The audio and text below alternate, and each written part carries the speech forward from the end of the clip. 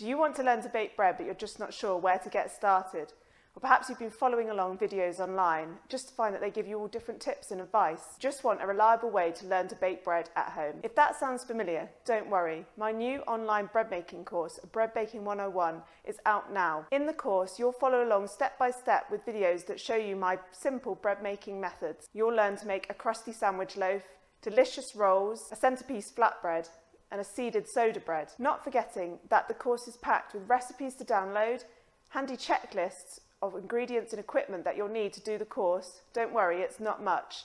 And notes to help you follow along with the videos. Plus, you'll get access to a supportive Facebook group for course students where you can share your bakes and ask questions about the breads you'll make on the course. And I'll be in there giving you plenty of encouragement to carry on with the course and to bake great bread at home. So if you've been struggling to bake a great loaf at home, or you'd just like to know where to get started, invest in Bread Baking 101 today. Go to the link in the comments or send me a message if you'd like to join the course. I'd love to know what you think and how you get on using the course to bake great bread at home.